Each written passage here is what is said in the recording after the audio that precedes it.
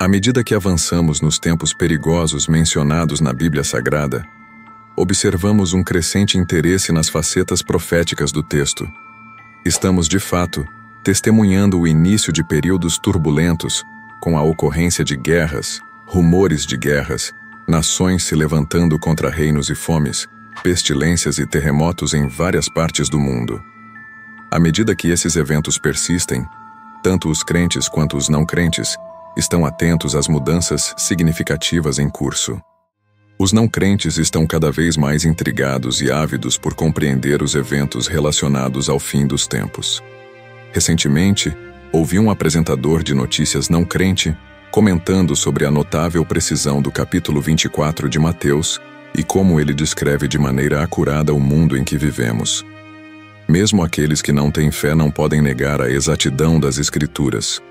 Agora, até mesmo filmes incorporam elementos da Bíblia, reconhecendo a relevância e impacto dessas profecias.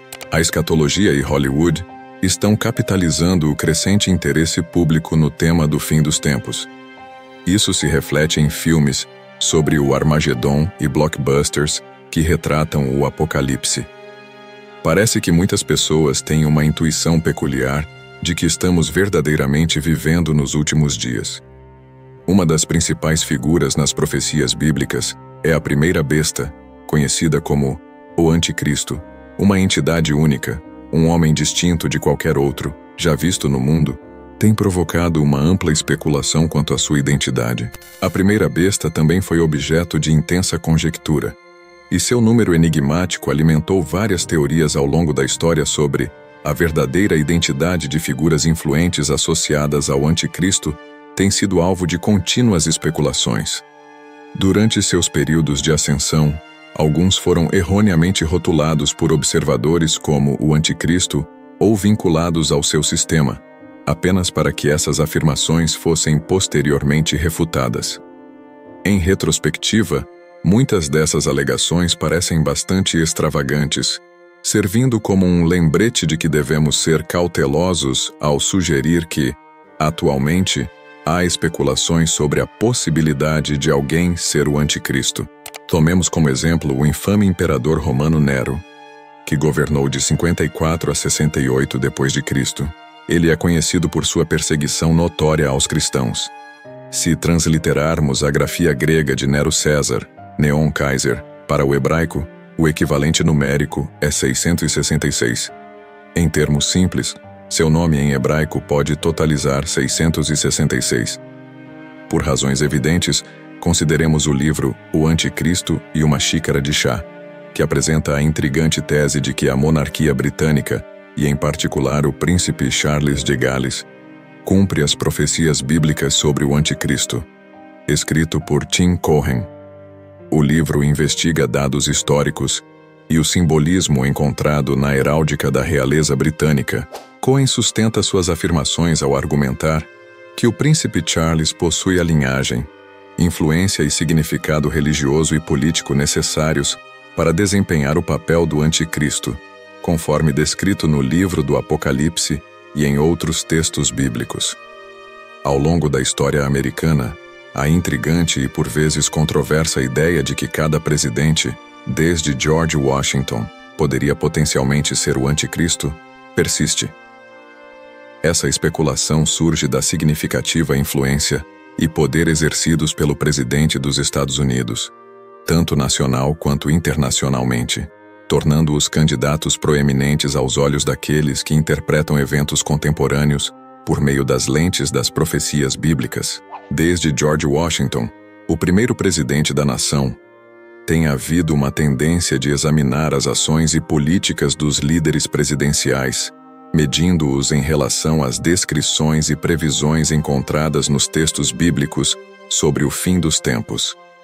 Esse escrutínio não se limitou a uma era ou líder específico, abrangendo, em vez disso, toda a história dos Estados Unidos, com quase todo presidente sendo considerado, em algum momento, como potencialmente relacionado ao Anticristo.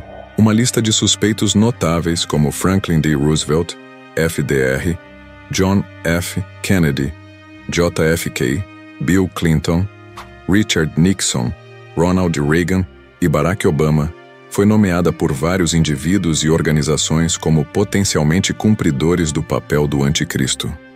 Essas suspeitas foram fundamentadas em uma variedade de fatores, que vão desde suas políticas, carisma e influência nacional, até critérios mais esotéricos, como a numerologia associada aos seus nomes. Suas ações específicas ou atitudes muitas vezes foram interpretadas como cumprimento de profecias bíblicas.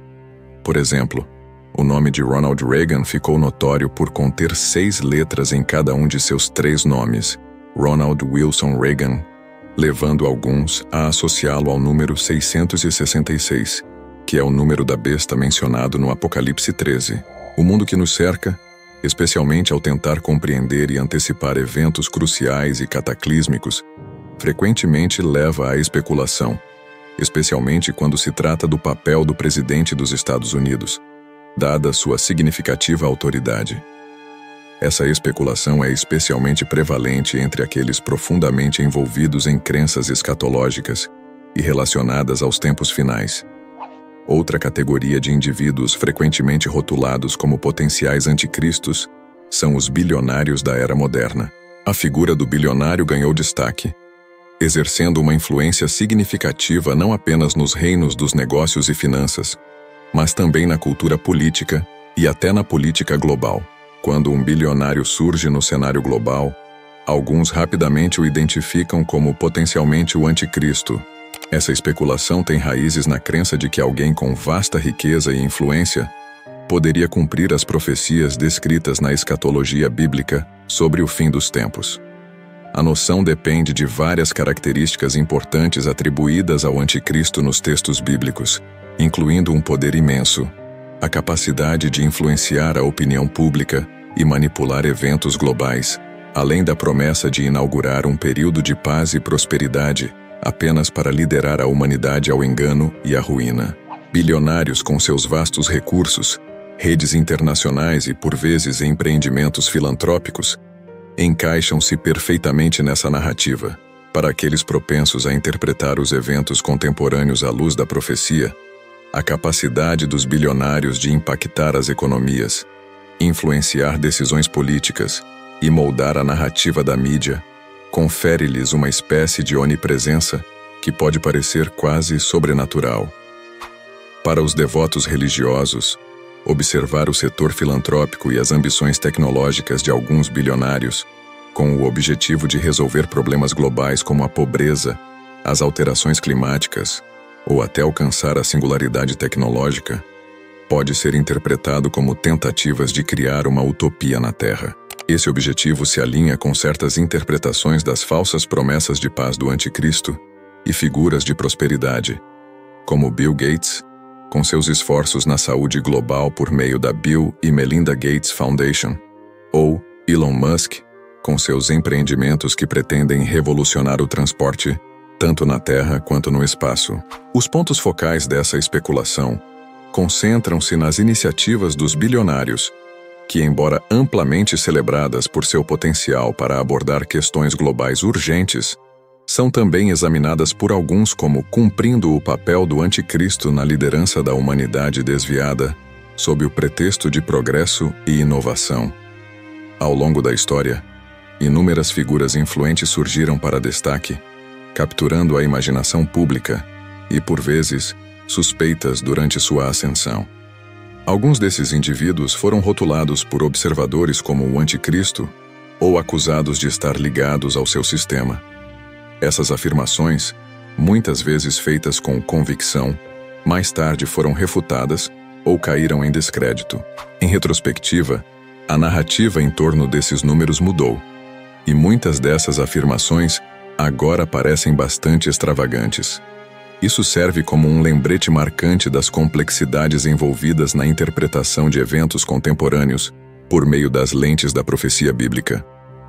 A tendência de identificar figuras públicas, sejam líderes políticos, bilionários ou personalidades influentes, com o anticristo, advém do profundo desejo humano de dar sentido ao mundo, especialmente em tempos de incerteza ou perturbação. A figura do anticristo, conforme descrita nos textos bíblicos, é associada ao engano, grande poder e a capacidade de afastar a humanidade da verdade divina. É compreensível, então, que aqueles indivíduos que exercem influência significativa ou promovem mudanças sejam vistos através dessa lente por aqueles que buscam sinais do fim dos tempos. No entanto, a prática de rotular figuras contemporâneas como o Anticristo resultou em uma série de especulações e alegações infundadas, destacando o perigo de aplicar profecias bíblicas a indivíduos modernos, sem uma compreensão clara dos critérios envolvidos. Muitas dessas afirmações, após reflexão, parecem estar mais relacionadas aos medos e ansiedades da época do que aos próprios indivíduos. Ao considerarmos o futuro e a eventual chegada da figura conhecida como o Anticristo no cenário mundial, é crucial abordar o assunto com discernimento e advertir que o Anticristo, de acordo com a profecia bíblica, exibirá características específicas e realizará certas ações que o distinguirão de outras figuras influentes. Em primeiro lugar, ele afirmará ser Deus e será adorado, blasfemando contra Deus. Sendo essa a primeira característica, o Anticristo deverá nos surpreender. Esse é o seu objetivo final. Ele busca ser reconhecido como Deus e Cristo, almejando ser adorado.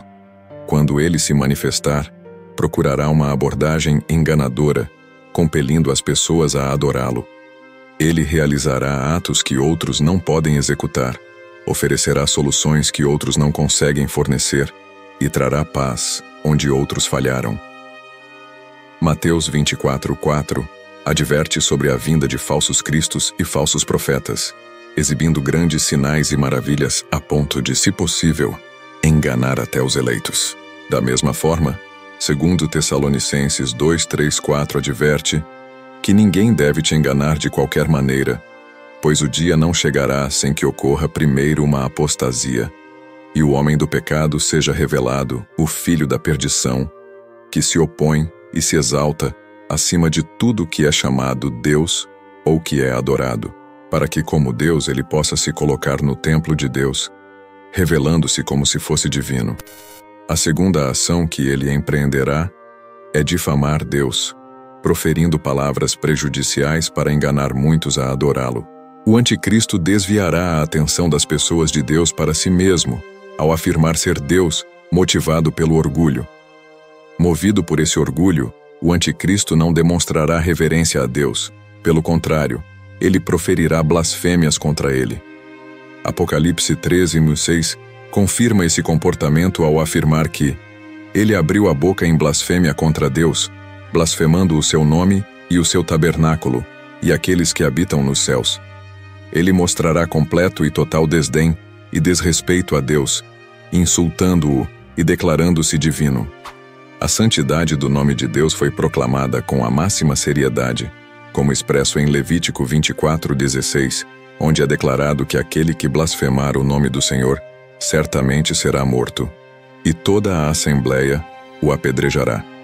Este mandamento ilustra as severas consequências do desrespeito ao divino, destacando a blasfêmia como um ato que acarreta a pena final sob a lei.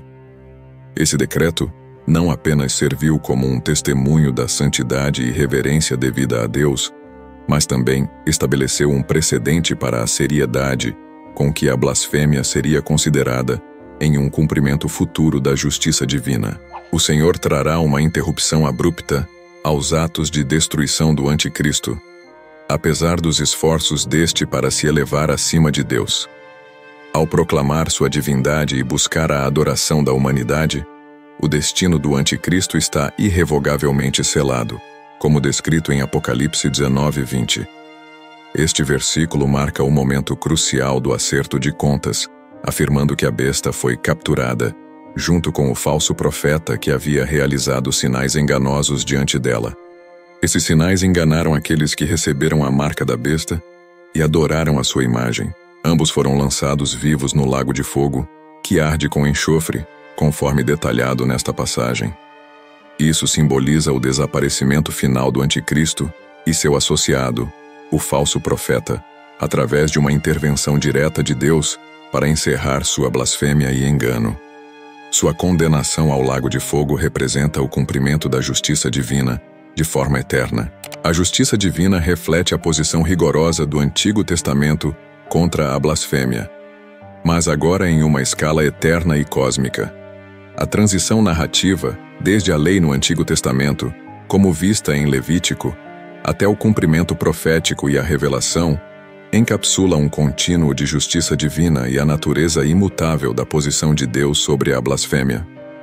Enquanto o Anticristo, ao longo do tempo, parece exercer poder e liderar muitos desviados com suas reivindicações blasfemas, o seu fim é predeterminado pelo soberano Deus. O forte contraste entre a ascensão temporária do Anticristo e sua queda final destaca uma verdade fundamental: nenhum ato de desafio contra Deus ficará impune, e toda blasfêmia é, em última análise, autodestrutiva.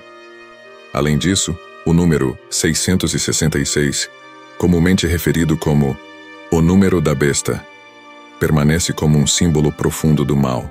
A menção do número 666 ressoa ao longo dos registros da escatologia cristã, evocando imagens das forças das trevas em jogo e servindo como um lembrete marcante da ampla influência do Anticristo no mundo. A associação de 666 com o Anticristo está profundamente enraizada no livro do Apocalipse, onde é explicitamente apresentado como o número da besta, uma referência direta à presença do Anticristo e suas maquinações malévolas. Revelação 13:18. A passagem destaca a sabedoria necessária para compreender o número da besta, identificado como 666, como um marcador crucial da influência do Anticristo. Este número é um símbolo carregado de presságio, sinalizando a presença do mal e servindo como um farol para o discernimento. Quando se observa alguém advogando pela adoção global de uma marca na testa ou na mão direita, é importante compreender que esse indivíduo pode ser o Anticristo ou um agente dentro do seu sistema. Da mesma forma, se alguém está tentando ditar os termos de compra e venda, controlando esses aspectos fundamentais da vida diária, essa pessoa pode ser o próprio Anticristo ou uma figura-chave em sua operação.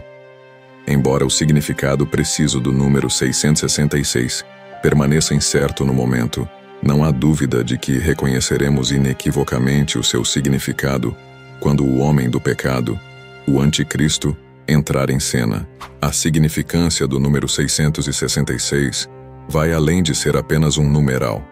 É um símbolo que, sempre que é visto ou enfatizado, deve alertar para a presença das forças do mal em ação. Este número intrinsecamente ligado ao Anticristo atua como um sinal claro e inconfundível de seus esforços para enganar e liderar as pessoas desviadas. Além disso, quando este número está sendo promovido, difundido ou enfatizado, especialmente por um indivíduo que se beneficia de sua promoção, os observadores devem estar atentos à possibilidade de estarem testemunhando o Anticristo em ação. O homem que advoga pelo número 666, obtendo ganhos com sua divulgação e entrelaçando sua identidade ou causa com ele, provavelmente é a personificação do Anticristo. A agenda sombria do Anticristo é associada ao terceiro templo, cuja história se desenrola ao longo de uma linha temporal, com um início e um fim. Deus orienta essa história em uma cronologia, como atestam as Escrituras, garantindo-nos a realidade de que avançamos ao longo de um calendário de eventos profetizados. Agora, dentro dessa linha do tempo e nas Escrituras, em especial na escatologia cristã, vemos repetidamente a aparição de um templo. Daniel 9:27, por exemplo, menciona que o Anticristo confirmará um pacto com muitos, e no meio desse período, ele porá fim aos sacrifícios e ofertas no templo, estabelecendo uma abominação que causa desolação até o fim, conforme profetizado e decretado. Esses eventos são mencionados em Mateus 24 e têm uma conotação significativa. Mateus 24, 15 e 16 adverte sobre a visão da abominação que causa desolação mencionada pelo profeta Daniel, indicando aos leitores que, ao testemunharem tal cena no lugar santo, devem fugir para as montanhas conforme instruído. Em 2 Tessalonicenses 2:4, é delineado que o Anticristo se oporá e se exaltará acima de tudo o que é chamado Deus ou é adorado, proclamando-se como Deus no templo de Deus. O anticristo está intrinsecamente associado ao terceiro templo, e assim que este templo estiver construído ou em vias de construção, a busca pelo anticristo se torna crucial. Os versículos de Daniel, Mateus e 2 Tessalonicenses se entrelaçam, formando uma tapeçaria atraente de imagens proféticas profundamente vinculadas ao significado central do templo. Na escatologia e nos eventos relacionados ao fim dos tempos, tanto o templo físico quanto o espaço simbólico desempenham um papel central na adoração espiritual. Sua presença ou ausência moldou e continuará a moldar eventos cruciais na linha do tempo bíblica. Daniel 9:27 declara que ele confirmará a aliança com muitos para uma semana, e no meio da semana fará cessar o sacrifício e a oblação, e por causa da propagação excessiva de abominações, ele tornará desolado até a consumação, e aquele determinado será derramado sobre o desolado. Este versículo sugere que o templo deve estar erigido e em funcionamento para que essas ações ocorram. Indica que no meio de um período de 7 anos, as ofertas religiosas regulares serão interrompidas, um evento de grande significado, porque o templo é o local principal onde ocorrem sacrifícios e ofertas. Além disso, a sinistra abominação que causa desolação é situada dentro do templo, um evento que ressoa em Mateus 24:15 e 16, que alerta: quando, pois, virdes a abominação da desolação, de que falou o profeta Daniel no lugar santo, quem lê entenda. Então, os que estiverem na Judéia fujam para os montes. Qualquer forma que essa abominação assuma é considerada uma afronta direta a Deus e ao seu local de culto. O relato de Mateus amplifica a urgência e gravidade desse evento, referindo-se ao profeta Daniel para estabelecer uma continuidade profética que liga o Antigo e o Novo Testamento. O apelo para que aqueles na Judéia fujam para as montanhas, ao testemunharem a abominação, destaca a magnitude do iminente. A natureza exata da abominação que causa desolação é objeto de debate entre estudiosos, mas o foco principal reside no templo em que este evento ocorrerá. A iminência da construção de um templo carrega implicações profundas para a profecia do fim dos tempos, sugerindo que com o surgimento desse templo, também se antecipa a chegada do anticristo. O conceito de erigir um templo no atual cenário político parece quase inconcebível, especialmente devido à localização proposta para o terceiro templo. Este, acredita-se, terá um papel crucial na profecia do fim dos tempos e está destinado a ser situado no Monte do Templo, em Jerusalém. A diplomacia internacional, as tensões regionais, as diferenças religiosas e os contextos históricos profundamente arraigados tornam a construção de um templo uma empreitada repleta de desafios. Pode-se questionar como, em um mundo tão interligado e atento às nuances da política global como o nosso, seria possível erguer um templo sem desencadear uma série de conflitos.